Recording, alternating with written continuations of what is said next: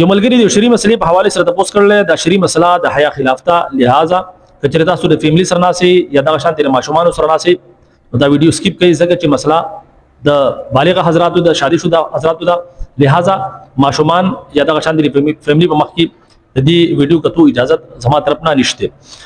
بهرحال راځو دي مسلې طرف ته دیوی کچره خزه خاون هم بستری کې او د هم بستری په دوران کې خاون دلان دی وی او زنانه په لپاسوي نو دیوی آیا شری حواله سره دا عمل جائز یا ناجائز دی. دغه مسلې ته پوښتنه کړل دی ما اوریدي چې خاون دلان دی او زنانه په لپاسوي نو دې سره چې کوم دی نکاح ماتيږي. نو دیوی زمانہ د عمل شوی دی زو ډیر زیات پریشان هم چې آیا دې سره زمانہ نکاح برقرار دی یا نکاح مات شوی دی. ګوره یاد وساتئ بدقسمتی دغه دا چې دین اسلام شریعت ډیر آسان دی. الله حضرت موږ تاسو ډیر سہولت راکړل اساني راکړل. بدقسمتی دغه دا چې موږ تاسو ځان ته بخپله د دین د اسلام د شریعت بخپله ځان ته سګړل مشکله کړل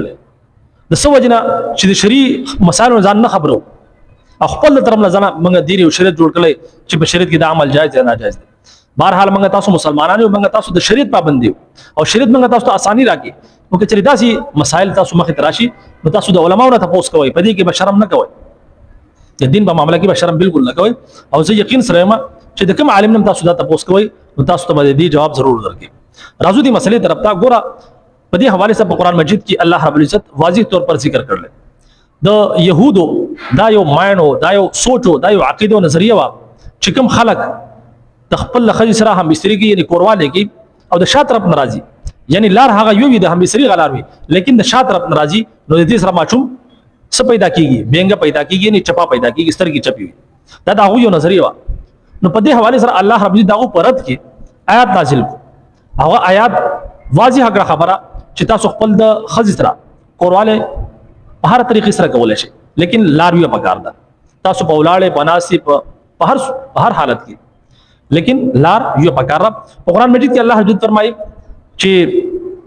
نساؤکم حرث لکم تاسو چې کوم زنانه دي تاسو لپاره د پټي په مان دي څنګه چې تاسو پټي وي تاسو خپل د پټي تر اته شه د هر طرف نه فاتو حرثکم ان شئتم تاسو چې کوم طرف نه واړی نو تاسو خپل د پټي تر اته شه.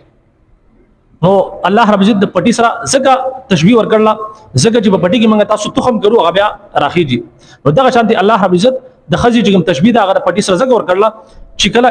خځه خاون هم بستری کې کورواله کې او په کوم لار چې الله د هم بستری لپاره پیدا کړل نو په دغه کې چې کله د نطفه لاړ شي نو دا غي نه بیا د ماشوم پیدایش کیږي.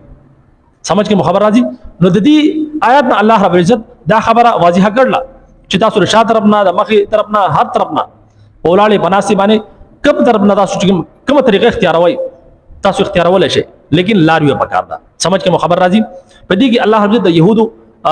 رد کړل چې د شا طرف نه راشي لار هغه یو وي د کوم چې د امستری لار را نو د سره چې ماشومان پیدا کیږي هغه بینګا یعنی چپانه پیدا کیږي بلکې دا الله تاسو ته سہولت درکړل لتسكنوا الیها تاسو دې په ځای باندې سکون حاصلوي او د سکون حاصلولو لپاره ظاهر خبره چې کومه طریقه تاسو لپاره زیاته بهتر وي کومه طریقه تاسو لپاره زیات آسان وي نو تاسو هغه طریقه اختیار کړئ. سمجھ کې خبر راځي. نو بهرحال دغه شانتي په قرآن مجید کې الله رب عزت څه فرمایي هن لباس لكم انتم لباس لهن تاسو د خزو لباسي او خزي تاسو لباس دي یعنی خزي خاون چې کوم دي یو بل لباس دي او په یو ځای کې الله رب عزت چې کوم طریقه ده چې کوم د قران کومه طریقه ثابت ده نو بهتره طریقه دغه ده چې خزه دران دی وي او نارینه په لباس وي. سمجھ کې خبر راځي. افضل طریقه دغه ده. باقی جایز ده چې خاون دلان دی وي یا لباس وي یا خزه دلان دی یا لباس وي نو په دې کې شری حواله سره نقص نشته. په قرآن مجید کې الله رب عزت چې کوم طریقې ذکر کړل الله رب فرمایي هو الذي خلقكم من نفس واحده الله هغه ذات چې تاسو د یو نفس پیدا کړی وخلق منها زوجها او بیا تاسو چې کوم دې جوړې پیدا کړلی یعنی خزه خاون لتسكنوا اليها تاسو دې بذریعہ باندې د یو بل څه کوي سکون حاصلوي. والذي خلقكم من نفس واحده وخلق منها زوجها لتسكنوا اليها فلما تغشاها حملت چې کله خاون راولېږي خپل خزر راون غاړي یعنی هم بستری وسره وږي نو د هم بستری چې کوم طریقه ده چې کوم د قران نه ثابت ده هغه دغه د چې کله خاون راولېږي خپل خزر راون غاړي نو در راغختو په اردو کې دا ډامپ نه وي نو دا په هغه صورت کې کیږي چې خاون لپاسوي او زنانه دلان دی نو حملت حملا خفيفا فمرت به نو د هغه سره زنانه ته یو هلکا سره حمل چې کوم دی هغه ټیراو شو یعنی ماشومې په ګډه شو داغه نه بعد چې کله د ماشوم غټ شپه خټه کی فلما اثقلت دعوا الله ربهما لئن اتيتنا صالحا لنكونن من الشاكرين چې کله د ماشوم په خټه کې غټ شو نو بیا د مور خپل سره دعا وکړه اے الله کچری تا موږ له نیک صالح اولاد راکو لنكونن من الشاكرين موږ بس شکر ادا کو نو په دې حواله سره علما هم دا فرمایي چې کوم زنانه حمل نه ټیراويږي دا غو لپاره بهتره دغه ده چې زنانه دلان دی وي او نارینه په لپاسوي دې سره به حمل هم ټیراويږي بهرحال شری حواله سره چې کوم مسله دغه اساسو مخه ته بیان کړه چې شری حواله سره د دې